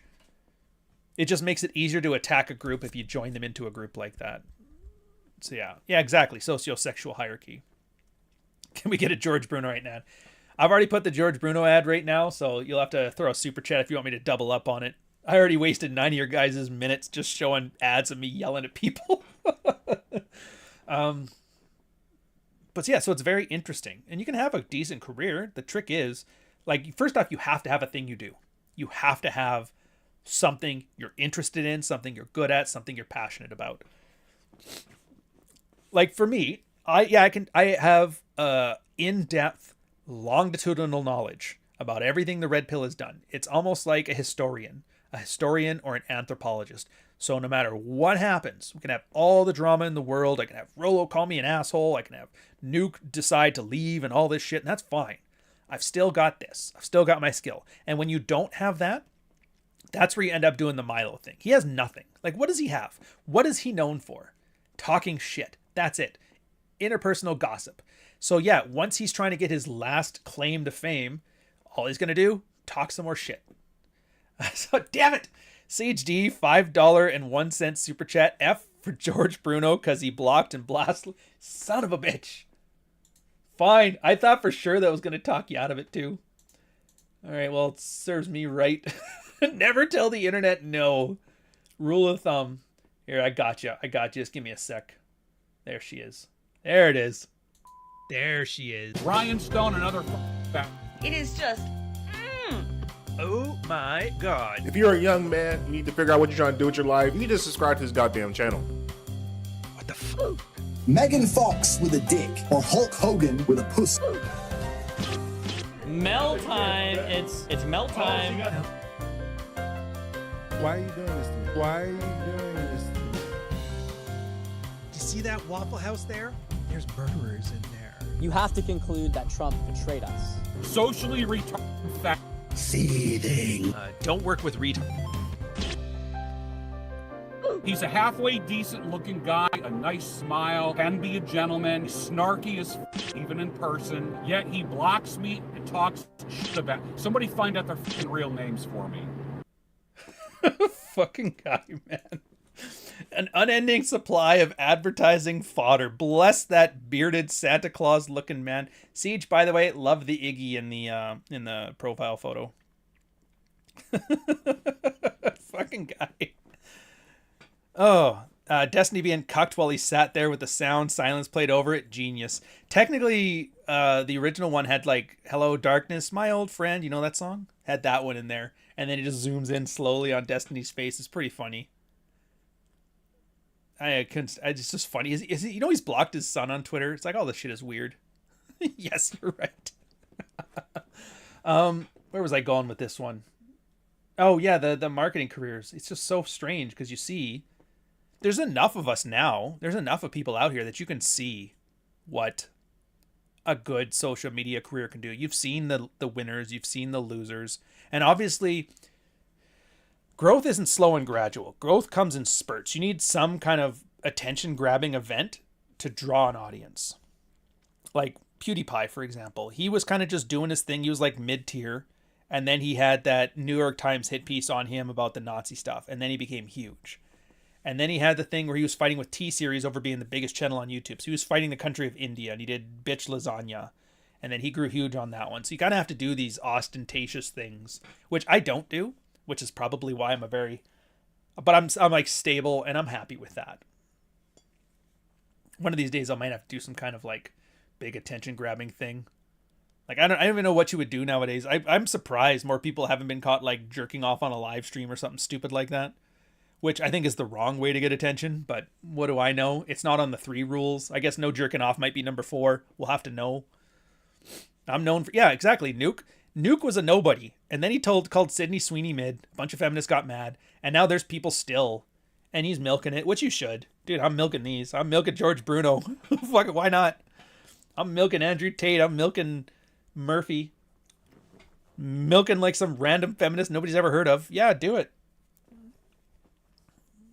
Bitch lasagna was great. It's a cyborg greyhound. I work with a lot of sighthounds. No shit. A cyborg one? Like, do they get, what, fake eyes? Or, like, lost a leg to glaucoma or something? You got, like, fancy prosthetic feet on them? Those ones with, like, the little bendy ski pole backs so they can run faster? Because that would be slick. Watching a greyhound with those cybernetic running legs. Some cyberpunk shit, man. Milking for nickels. Fucking guys. Yeah, and so you look back and you see how many more were there. I mean, there was even this joke we had, a running joke. I don't remember if we posted it publicly or not. I think we did. what it was. So at every 21 convention, there would be a photo where all the speakers stood together, stared at the camera, and they got them there. And what would happen is every couple weeks, Anthony Johnson would have like a freak out moment and call somebody a traitor and try to cancel them and write hit pieces on them and shit like that and harass them and stalk their families and try and pick up their daughters and, you know, that kind of crazy shit. And then you would see like a little X on it again. So it was like those movies where it's like, oh, how's the squad from Nam? And you look and there's X's over everybody but like Rambo and his last friend.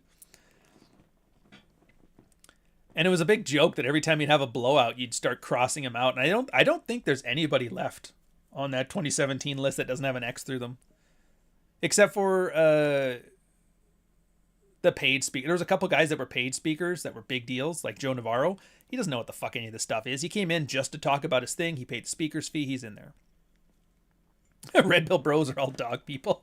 What the fuck does that even mean? Morlocks and Eloy and dog people? What kind of Warhammer reference is this? But yeah, you can get through it. And for you guys, it's important because you kind of have to realize what the game is. Like the Overton window thing doesn't exist. When there was the Red Pill Bros versus feminists, there was no Red Pill versus feminist thing. It was all pro wrestling. None of the feminists really gave a shit. Even in Gamergate, the feminists didn't give a shit about the gamers. They wanted their careers to take off. They wanted consulting fees. They wanted Sweet Baby Inc. They wanted Anita Sarkeesian and co. They wanted to make their 15 minutes of fame and make their money. And then they all just kind of disappeared and went away. And then there was Red Pill guys versus liberals. And that was just so a bunch of guys could get their political careers kickstarted. And then those kind of broke off for the most part. And then they kind of went away. And I'm positive this liberal versus Republican thing in the States is all fake AstroTurf shit too, because people just want careers. Because that's kind of what you have to do. You create an in-group, you create an out-group, and you attack the out-group as content and inside jokes and loyalty-building exercises for the in-group. Yes, I'm poking fun at these guys. Yes, they're yelling at me. No, nobody cares and nobody believes it, but it's fun and it's entertaining, and we now have an out-group. We have somebody who can laugh at that guy because he's not cool. We're cool and he's lame. Fuck that guy. Yeah. Paul J? Which one's J? I don't remember the last name. So is that Podcast Paul or is that Military Paul? Because Podcast and Military Paul, they're still doing this as like a side gig. Remember, they still have their careers. They're doing their thing. They have their normal jobs. And I would argue they don't get on the list for that reason. And it's not a negative thing. If anything, that's a positive thing. They really can't take this place too seriously because they have their own shit that they're doing and they're earning a paycheck for outside of it, which good for them. There is something different about doing this full time versus doing this part time. I think Nuke is still, I think you're still part time on this one too. But I can see that kind of going away soon. The way things are going, I could definitely see you having that moment where you realize, and everybody has it, where you realize you are at max output. You could work harder, you could build more, but you will have to make a choice, either the social media career or the career. And at first it's scary because I don't know what your career pays. If it's like $100,000 and your online one pays $50,000, you're like, fuck, I got to give up $100,000 to get 60 to 70 grand. And for the first 5 years, it absolutely is. But then after that, you'll start to, you'll make parody and then you'll make more. And you're like, oh, that's interesting. And it becomes a new job. It's like anything. You start at the bottom and you work your way up. Yeah, treat the revenue you found in this space as found money. Well, I mean, you just treat it like anything. The one thing I will admit is nice about this is it changes your relationship with money. And you guys, a lot of you guys have career salaries. I don't know hourly wages versus career. So the hourly guys, you might know different. But for the salaried guys, you treat money as like an input and output thing. I get this much money, make a budget, try to balance the budget, put aside this thing. It's almost like a game where you're just trying to balance the scale. Here, money is discrete elements. There's no like monthly thing coming in. No, it's like I'll launch a book and it'll make 20 grand or 10 grand or something like that. And then for the next year, it'll make, 3 grand, and then you do audiobooks. So every project has a bell curve of revenue that comes out of it. And so when you have money, then you don't treat it like a bill, like I have to spend 60% of this and then save 40%. No, it's just like money now is a discrete unit, which is interesting. It makes you definitely, instead of looking at things like, can I afford this now? It's like, do I even want this? Have I tried screenwriting? I mean, a lot of what I've learned about writing, I learned from screenwriting stuff. I don't think I'd be. I mean, I might be good at a screenwriter. I don't know. The problem is I don't have anybody to give screenplays to, so it's like, I don't know. It feels like printing money. In a way, for me, it's more so. It reminds me of farming more than anything. And I think this is the reason why you kind of have to get people who have had working class backgrounds, like they've had to work with their hands before, because only they can truly appreciate this industry for what it is. And it's got that element, because like corporate stuff is just an unending supply of work. Things happen. There's no sense of accomplishment. But with farming or ranching, there is always something at the end of the day you can point to and saying, I built that, I fixed that, I fed that, I slaughtered that. You know, there's always something there that you can hold in your hand saying, this is because I did it. Manufacturing, same thing. Logging, same thing. I loaded up that logging truck with logs. I chopped down, I bucked all of that. There's always a pile. Here, same thing. I can point to one of my books. I could say, I started that, I finished that. It is a project. It is done. It is there. I know what I did. I know my worth. And then when I watch it come in, it's like, yeah, it's rewarding. It's got a reward to it. Same thing with this. I have like 800 videos on this fucking channel. Do you know that? It's probably closer to 1,000 when you add the clips in. But every single one, it is like an individual thing. And even though some of the videos are like just a penny a month, maybe 3 views, something like that, that's fine. That, in perpetuity, that is a 3-cent piece of revenue that will always be there. And it makes you proud of it. And it kind of encourages you to like make the best of what you can, at least for people who do this properly. Make the best one you can, because that will be there forever. And people may love it and continue to watch it in perpetuity. It may be evergreen. It may be a timely thing and it's got its moment in the sun and then it's gone. But that's it. That's it. Like, I'll never have another relationship breakdown. Those are there and those are done, and that is the list, and that is all they'll ever be. And I get to look back at those now and be like, there's things I'll want to change. There's things I think I can do better. There's things I've learned since then, but they are always there and they will always be a part of this work. And I enjoy that. And the fact that you guys are still here 6 years later, while I'm running my mouth, making fun of like Red Pill, Small, Zach Small, and all these other people, I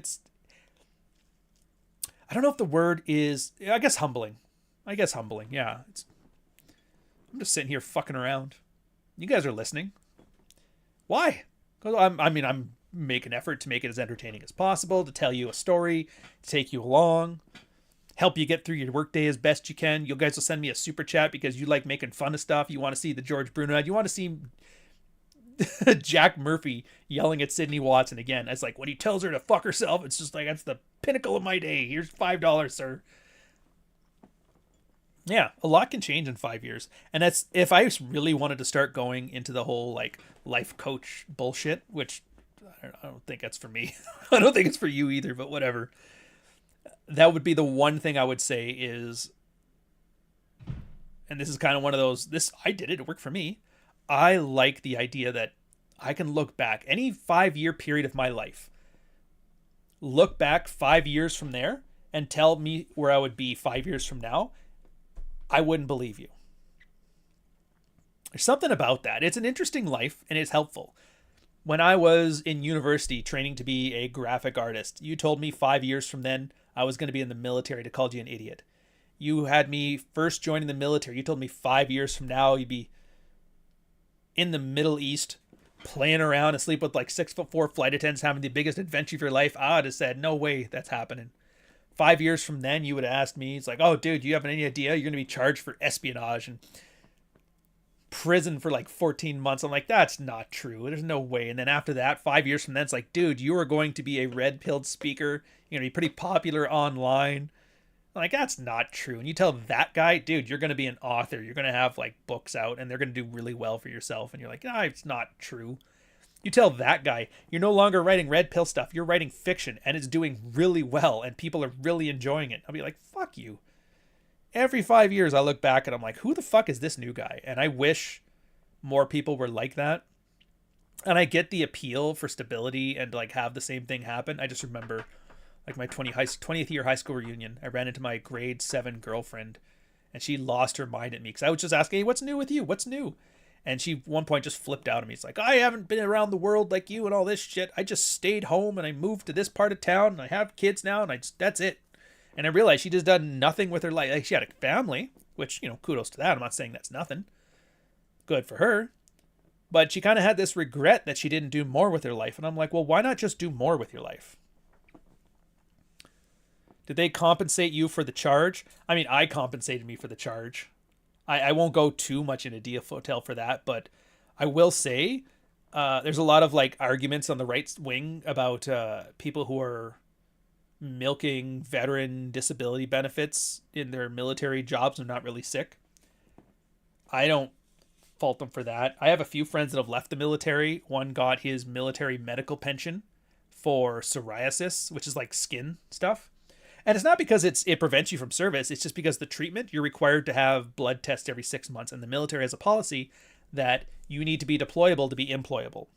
And deployments, you're required to have a full year of no problem. So the 6-month medical thing, they're like, well, you're not serviceable. So here's your money and here's your out. I'm like, dude, get paid. The military is... all my friends that stayed in, that didn't do this, they're all broken now, man. It's fucking weird. They joined at like 18, 19, 20. Now they're in their 30s, late 30s. And their backs are broken. One's head's broken. Knees are busted. And they're sitting here getting mad at guys for milking a couple bucks out of the medical system. I'm like, yeah, fuck that. Get yours. If they don't want you to abuse this system, fuck it. The only way they stop it is if you show them. The only way they fix something is when you break it. So I had my own version of that, which Machiavellian, and the best thing about it, you don't brag. Don't brag. Even if you're not breaking the law, why would you brag about it? It's not going to build you more revenue. It's just going to drive people to, oh, let's pay attention to this. It's like, no. Got into this at the start of the lockdowns. Yeah, exactly. The lockdowns too. If you didn't get buck broke in the lockdowns, Jesus Christ. Ontario had it like worse than the world. I think Australia and Ontario were the two places where it was like the worst. They were tackling kids on the ice and cutting their skates. 16-year-old kids, and they're fucking attacking them on the ice. That was just fucking ridiculous. They were arresting preachers for holding mass. They bought a whole bunch of ventilators. Turns out ventilators were just killing people. They didn't need it, but they bought it because somebody was selling a bunch of them. Spent like $60 billion. I think all in all, like worldwide, ventilators killed 800,000 people. And everybody's like, well, COVID killed 26 million. Worldwide, yeah, aspirin kills 26 million worldwide. Car accidents kill 100 times that. You guys are talking like it's the greatest death in history. It's not. It's not. Military seems like a meat grinder. Is it any more of a meat grinder than any other industry? Not really. It's about the same. It's all just how they do it. But the sense of loyalty they instill. And I think that it's a good thing, and it prevents losing cohesion. But if you don't have an element of selfishness and realizing you are your own career manager, it's a guaranteed way for them to like, well, we'll do what's best for us then, since you're not doing what's best for you. And they tell you that at the start, you're your own career manager. And then every new petty officer, second class, when you're talking to them, they got a story about how they got beat up by the system and fucked over by the system, and they're still there and they can't do any better. And it's like, everybody told you exactly what was going to happen. You just got to plan accordingly. How many hands-free faucets got sold in 2020? Yeah. Oh, Siege, look at this. I got into the space through MGTOW, then heard Rollo had Greyhounds, and then moved to the Red Pill space. Well, look at that. This is truly the Sighthound niche, by the way. I think Chesty had Greyhounds. I got the Iggy's. Rollo's got Greyhounds. You got Greyhounds. There's a few other people that have Whippets, too, which is pretty funny. Yeah, the ideal drones, if any institution ended up getting treated the worst, misfits fare much better. Yep. COVID, neuroticism Olympics. Dude, there's still signs hanging up everywhere saying, put on your mask. I was like, fuck you. I just stopped going to places. I was like, no, I'm not going to comply. That's technically the Canadian way, is that, so like America's got a history of like, what? Fuck you. Can't tell me what to do. And they grab guns and they start shooting. Canada is a different place. Our attitude to when shit becomes oppressive is just passive non-compliance. Like right now, Canada Revenue Agency, our version of the IRS, has like an insane backlog. So many people are just like, yeah, fuck your taxes. You want to inflate the currency 20%? Fine, I'll keep 20% on my own. I don't know how that's going to go for people, because tax evasion is playing with fire. I would argue having a strong tax avoidance policy and a good accountant is probably better, which I have and I do. But hey, if you want to go the tax evasion route, no risk, no reward, right? Free gender, $2 super chat. If the bug was real, housing prices have changed or would have changed. To be fair, our housing market's crazy because we don't build anything and we're importing so many immigrants that like we can't see the demographic change in housing startups. Plus the huge amount of taxes attached to it is fucking weird. Most of the Commonwealth is doing this too. For the record, Rolo's second favorite breed is a Shiba. Oh, that makes sense.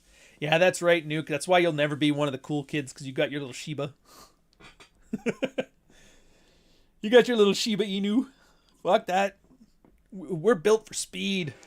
Better get yourselves a was that Borzoi? What's that one? The one that kills pit bulls? The Russian Borzoi? Yeah. I got into space in 2022 through 33 Secrets and Kevin Samuels. I had totally forgotten about that guy. The Black Stefan Molyneux, fresh and fit till I wised up, found you, Rolo, Rule Zero, Jack Rob, and Nuke. That's good, man. Yeah, that's really good. Free gender, $2 super chat would have crashed. Yeah. Well, I mean, we're due for a crash. That's the problem. Gender is there was a huge amount of quantitative easing into the housing market, at least in Canada. So that's why it didn't crash. The same reason that most things don't crash is they just pour money into it and it's basically an inflation tax on the people. Hey, what's up, Mish? It's good to see you, sir. Speaking of where have they gone, Mish pulled a Carl. He basically left. He's like, dude, I'm going to make a shit ton of money doing my thing. And like, good for him. He has a good Substack, by the way. I don't know how much, I haven't seen him post to it in a while, but he's got some great stuff when it comes to the HR side of corporate land. So yeah, definitely worth the reads. He's kind of a big deal in the industry too. It's like hearing hockey lessons from Wayne Gretzky. QE does not go into the housing market. It did. It doesn't go directly into it. And I'm oversimplifying here. It's not like they're paying money into the housing market directly. But what it was is money was being given out. Like there was COVID stimmy checks. And those were for people to help pay their rent. And the rent paid goes to the landlords that own places. Housing prices were going up because they were restricting the market. So people were taking out equity loans on the homes in order to buy more homes. Like I got friends that last year took an equity loan on their home to buy 3 more homes thinking, oh, dude, we got Indians renting this place. It'll be fine in perpetuity. So in that sense, yeah, QE did add money into the housing market. It just did it via debt. And the problem with that is it's a temporary fix because now the crash is just going to be bigger and hurt more, which I am so glad I stayed out of that shit. Live within your means. Worst case scenario, nothing crashes and I'm still living within my means. Best case scenario, all these people that overexpose themselves are now fucked. And then the market will crash and then I'll get a great deal. It's win-win. But hey, that off chance you can get that extra big space, you never know, right? Yeah, the print money, the people sitting close to the money spigot it to buy assets, then borrow against the assets. Yeah, there's actually what's this? I think it's called Gresham's Law. Is it Gresham's Law? I think it is. But it's the idea that inflation doesn't happen immediately. So when government prints money to add to the economy to hedge against recession, whoever is closest to the printer gets the least amount of inflationary effect to their income. And then every spend that happens after that, that person is more susceptible to inflation. So inflation only affects, and big institutions tend to get first crack at the can, or first kick at the can when it comes to money. So they tend to be the ones that get assets without inflation. And then by the time it gets to the average retail consumer, that's when they get all the inflation with none of the assets. So it really is, quantitative easing really is a tax against the bottom quintile for the top quintile. And they can keep doing it because they can't go broke. Like a government can't go broke. They'll just print more money. It's just inflation and employment are the only two things they have to consider. So as long as they keep inflation enough that people aren't dying in the streets, which you'd be surprised how hard it is to die in our modern economies. We have milked every ounce of prosperity from like a century of industrial revolution, and we're finding out just where the limits are. And I don't know where it is. I'm hoping we're close, but we never know. Yeah, spending my free time with the family, riding my bike in the gym. Oh, that's right. Life is good. So yeah, so you see, I actually kind of like how Chad's here at the end, because Misha's given us at the final tale, like, what happened to the Manosphere people? And I've told you stories about Zach crashing out, about George crashing out, about Tate crashing out. He's getting charged with human trafficking and rape and financial fraud and Forex scams and all. Like, dude, he's fucked. I know he's in Dubai right now to evade extradition, but I mean, if that's his thing for the end of his life, he's just stuck in Dubai on exile. I mean, it's a better life than the alternative of getting Epsteined. But is it really a life? I kind of like the idea of the freedom to do what I want and move. Cantillon effect. Thank you very much, sir. That's the word for it, the inflation one. Cantillon effect. But, yeah, and all these crash outs, AGJ and all this stuff, it's kind of nice to see the Carls and the Mishas, where they kind of just, they do their thing. They don't make stupid mistakes. They may make some things that get, online attention. They may do some things that get bombastic. They may do a lot of that stuff, but they don't make stupid mistakes, and they don't waste their money on Lambos and shit. Like, far as I can tell, if Fresh and Fit died tomorrow, Walter would be broke in like 6 months. And from what I hear, Myron will do just fine, because he was kind of smart with his money, which is like, at this point, you have the freedom now to just walk away whenever. Why would you stick around? But I don't know how his thing worked. Maybe he's got a contract to somebody. I don't fucking know.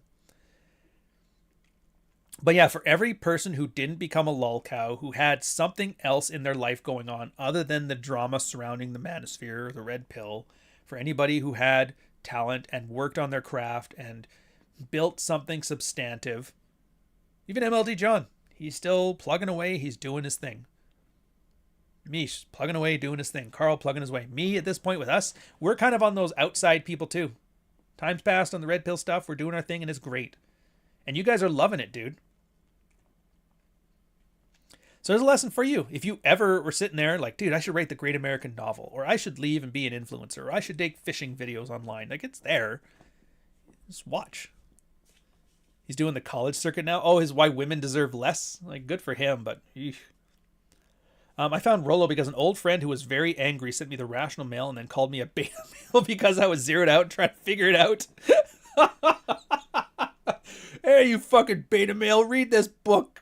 Start fucking some 9s and 10s, bro. I don't mean to laugh, but that is fucking funny. We're no longer friends and I'm doing a lot better. Yeah, it's there's a difference between knowing the path and walking the path. I've always lived way below my means. I think it's not even so much living below your means either, Winso Minhax or whatever you pronounce that as. I think it's more so just prioritizing your means. So I'm like the same way. I've set myself modest expenses. I don't have debt. Car's paid off. The only thing we have is like the last bit of the mortgage, and even then it's only like a couple $100,000 left. I could pay it off tomorrow, but I'm like, it's an inflation hedge as an asset, so just leave it there. Money is depreciating in value, so it's better off. I'm making more money investing that money than I am by leaving it in the housing market. That makes sense. I dream of the day of the pivot. You haven't even gotten to the point yet where you're over this shit. You're way too early to be dreaming about your pivot, Nuke. Yeah, good example of don't red pill your friends. Yeah. It's fucking ridiculous, man. Makes you laugh. All right, so we have 138. I have a career to get back to. I hope you had fun on this, by the way. You kind of get to learn. And there's more. I could do these episodes for like a month straight. I haven't even gotten to the 2018 convention yet with all those fucking guys. The, what's that one guy? Phil Foster, the Timu Richard Cooper. I haven't even gotten to, who are some of the other guys? Socrates or Steve the Dean Williams. Or there's so many names I forgot. I have to go look them up again and then kind of remember it. Waiting for Ryan's I'm leaving the Manosphere video. I think those are so cringe, man. They're so cringe. You have to make a big show of it. By the way, everybody, pay attention to me. I am leaving. It's like, fucking go or don't go. Oh yeah, John Solmnes. I forgot about that guy. Fucking hell. Fucking hell, man. Bulldog alpha mindset. Here's the trick, man. Just be me. It worked for me. Did you do any of this stuff? No.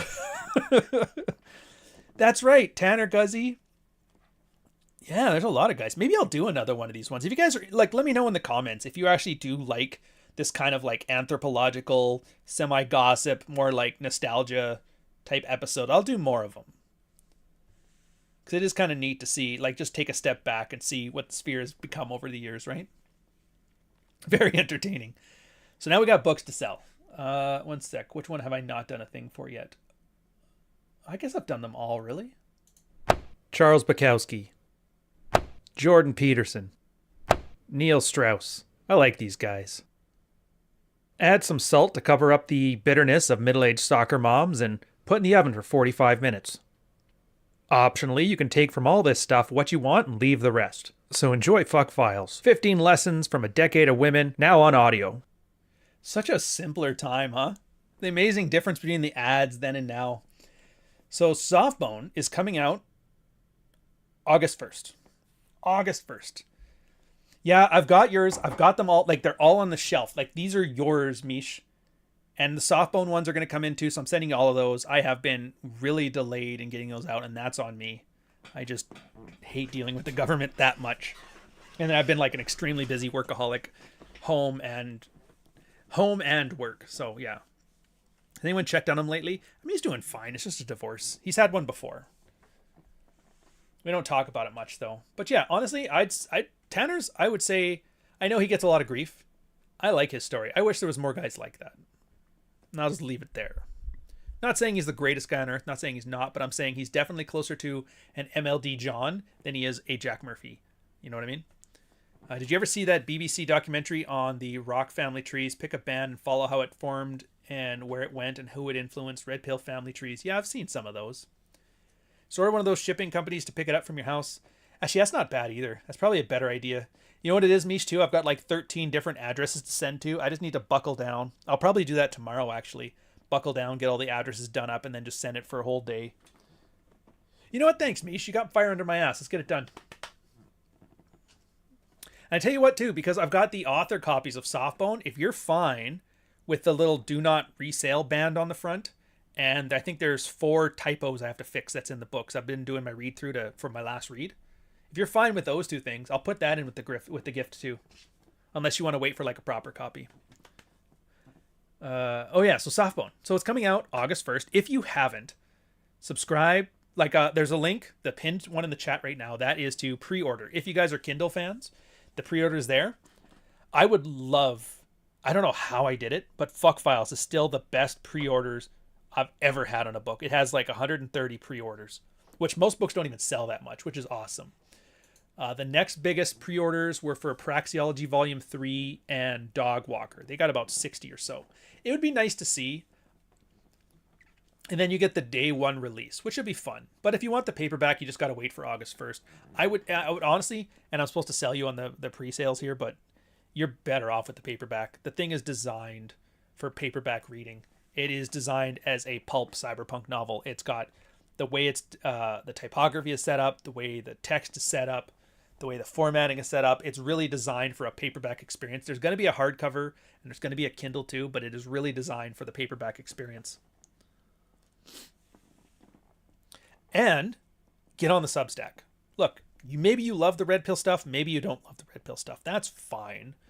Every Tuesday, I have a release of Red Pilled case studies, field reports, examples for you to take from the books. For the paid subscribers, I'm actually like uploading Dread a couple chapters at a time. And so they'll have the entire copy of Dread on there. And then if that one does well, I'll probably add Frame and Fuccfiles and all the other books. So you can have that as your own online repository for the books as well. So that'll be something nice for you too. I was like giving a little back to the community. That's for, loyal subscribers, whatever. But in the meantime, it's excerpts, man. So if you're always like, yeah, dude, I like cyberpunk. I don't know if I'm going to like Softbone. I don't know if I'm an avid reader anymore. That's fine. Sign up to the Substack. You're going to get them sent in your inbox. Here. And it's like, I send 500 words. Because I figured that takes about 5-10 minutes to read. That's somebody's coffee break. That's somebody's toilet time. So you can sit on the toilet and you get to read an excerpt from Softbone. And if you're like Jake Long and Softbone, Cyberpunk Adventures in the Analog, you're like, this is the kind of thing I can get into. Then yeah, it lets you know. Because I don't want anybody buying it and like, this is not what I was expecting. I want you to know exactly what you're expecting going in. Which would be great. You, Apex Mindset, and MLD are the best for actionable info. That's good. Thank you very much, sir. Can't wait for the Stone discography. I mean, we're kind of there now. We're, 7 books in? But it's good. I was kind of... I didn't know this, but C.S. Lewis and Tolkien used to write letters to each other, and Tolkien had told him, it's like, dude, they aren't writing books for men now. Let's write the kind of books we wish were there for us. And that was when they wrote Lord of the Rings and Narnia and all that shit. And I was like, that's awesome. And that's kind of coming back, because there's no books for men out there other than... I mean, there is an underground one. It's not super popular. It's been completely ignored by mainstream publishing and self-publishing for the most part. But there's a bunch of underground niches, a couple authors, the Monster Hunter series, Theft to Fire, there's Delicious Tacos, and then this is my little content. What kind of books would I want to read? Because the one thing that I hated, and it realized this was why I don't read. It's not because I have ADHD or any shit like that. It's not because books are written for feminists and gays, or it's none of that either. It's just there's too much filler. It was like a rule. I don't remember who gave it to me. It was a great rule, though. If you're reading somebody's book and you can skip a paragraph or a page, I think I've already said at the beginning of the show, if you can skip a paragraph or a page and not lose your place in the book, then that's filler, and they should have just gotten rid of it. I think it was like a Hemingway thing. So I'm like, yeah. So that's all I did. I'm like, I'm going to write a book where there's no filler, where if you skip a paragraph, you skip a fundamental part of the story. 2 things happen from that, too. Turns out there's a new trend. They call them slims, which for me, I always thought those were novels. A novel is supposed to be 60,000 words. Once you get to 100,000, it gets a little too big for a novel. Anything under 50,000 is a novella. But they're like, yeah, slims. 55 to 65 to 75. Like 70,000 at most. I'm like, perfect. That's the books I've been writing anyway. Because I find that's a good size. And you can keep the book as a concept inside of your head. So you're not reading and forgetting what happened earlier on. It's kind of like when you're watching a movie. You can kind of remember all the parts of the movie as you're watching it. All the way to the end. So yeah. And in the next couple weeks, so I'm going to be definitely online less. I'm going to be doing the audiobooks. So I've got Softbone, Dog Walker, and Praxeology Volume 4. I'm recording the audiobooks for all those, and I'm doing up the paperback Kindle and that for Praxeology Volume 4. I'll probably have that one coming out like later in the fall. And that's going to be a continuation of Field Reports. I don't know what the title for that one now is going to be Case Studies, I think. Or I might start calling it like the Praxeology Reader's Digest 2025. I don't know yet. I'm working on that. But that'll be for guys who really, really still want more Red Pill stuff. And that'll be, collections of guys writing their maps, how they end up implementing them, how it ties into Frame, how it ties into Dread, and all the other Red Pill concepts. So I think you guys will really enjoy that one as well. So yeah. But yeah, if you haven't, dude, sign up to the Substack. Dude. Sign up to the Substack. I'm telling you right now. At the very least, even if you don't like reading and you don't like getting these things in your email, that's fine too. If I end up getting canceled off the internet because some feminist told somebody and got me off of there, that's my last place to reach you. There is an email list that comes on that. So no matter what happens, you'll at least like, oh, whatever happened to Ryan? That's the way you'll know. If again, the store, ryanstone.com. Store.ryanstone.com. Yeah. Like the merch, sales, that kind of thing. That's all there. Anything that's like really important to me, anything that's like real stuff, it'll all go through there. So at the very least, it's better. You're not going to get all this kind of like random shit. You're not going to see me shit posting on Twitter. That's that. So yeah, if you haven't, I don't know how else to tell you. Like I said, I know you're not supposed to tell people what to do, and I normally don't, but I think it's worth it. I think it's worth it. And if it's the kind of thing you're into, if you like the idea of books that you actually like to read, if you like the idea of finding all this smaller stuff, if you like the idea of being like a voracious appetite of field reports and case studies and concepts and actionable advice when it comes to Dread or Frame and stuff, it's like, why wouldn't you? It's a free service. And it's definitely like I guarantee you, if you signed up today, you would not be able to get through the backlog in a year. There's already like 150 different ones in there. It's a lot. If anything, I should have probably done less because it becomes overwhelming to look at, but just kind of join in, do it at your levels. Hassan's here. How can a man handle a situation where his wife gets a crush on another male who's in her regular proximity without getting jealous and weak? What does even getting weak mean? Like, I mean, there's like a whole thing to it, but there's There's really only one answer to that, Hassan. Can't do anything. If she wants to fuck another guy, she'll fuck another guy. You can't stop her. There's no consequences for her doing it. And if she decides to leave you, there's all that, divorce talk and all that shit there. But still doesn't change what you can do. Don't do anything. Because there's nothing you can do that'll stop her. And that's the thing. The only thing you can do is make it more likely to happen. If you start having a hold her accountable moment, if you start accusing her of shit like that, all it's going to do is psychologically put a little idea in her head that this guy is a threat to my husband. Well, maybe I should fuck him. That's all you can do. And then just play dumb. Play dumb. Because if she wants to cheat, she'll cheat. And she might get away with it once. And she might get away with it twice. She might get away with it for a month. She might be fucking him every day. And you're like, oh, she just works late this day. But don't do it forever. Because the thing is, when people get away with something, they're really stealthy. Then they get less stealthy. And then they get more confident. And this is how cops catch criminals. Eventually, they're like, oh, I'm just going to go here. And then they're like sleeping with the guy in the bedroom and you catch them. And you're going to catch them eventually. That's the thing. Once you catch them, that's when you decide, what are you going to do about this? You can live in that cuck situation if you want to. You can kick her to the curb. That's fine. Generally, your job is to be prepared. Like, if this were to happen with me, what would I do about it? Would I divorce? Probably. After I divorce, do I have any chance of getting any women? No? Well, maybe get prepared to that. Maybe prep. Would I have enough money to be able to afford my own place after she kicks me out of the house and sleeps with her new man? It's like, no. Well, maybe you need to get some money. Well, maybe the lawyers are going to take... Well, maybe you need to get some legal advice. You see what I mean? Yeah, and see, Jason's here is asking, how do you avoid getting cheated on? There are things that are under your control, and there are things that are not under your control. That is not under your control. You cannot avoid getting cheated on, short of just never getting with anybody. You can't. It's impossible. The odds may be low.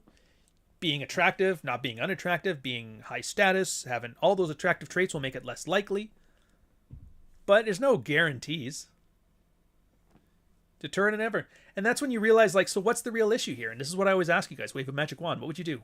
If you can't change anybody's behavior, wave a magic wand. What would happen?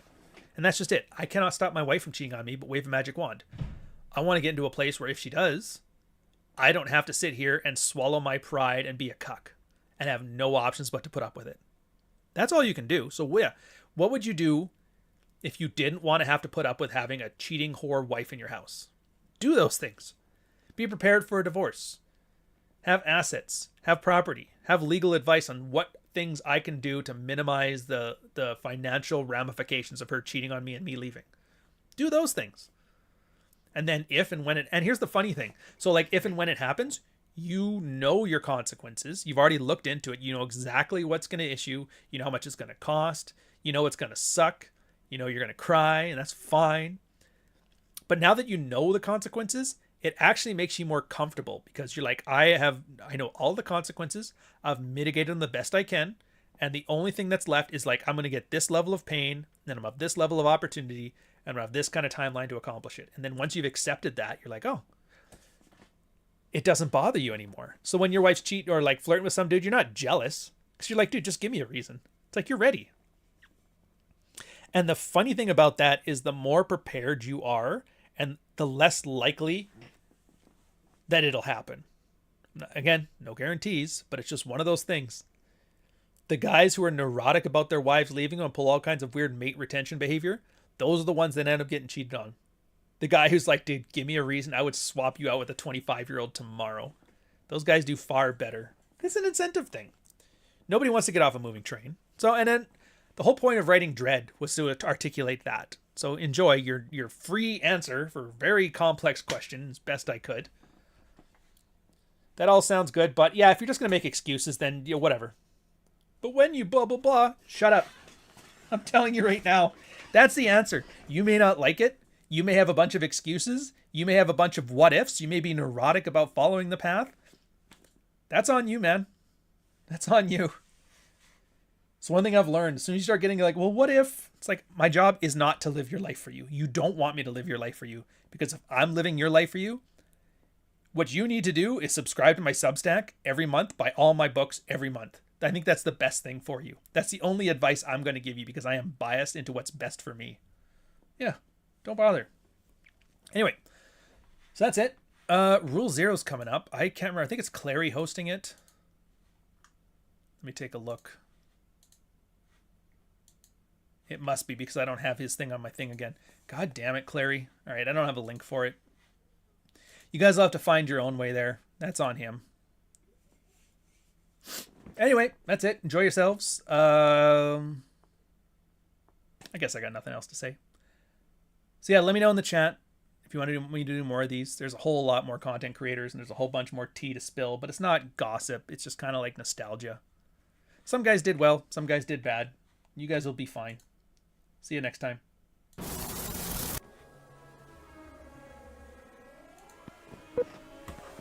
'79T 2458 Learning Corp Little Red Riding Hood. Take 1.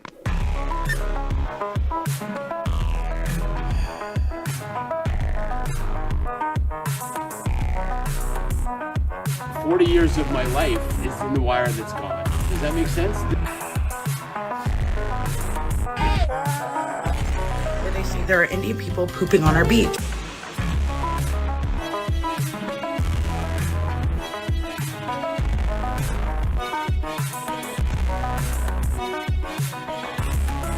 It's a spool of wire. 40 years of my life is in the wire that's gone.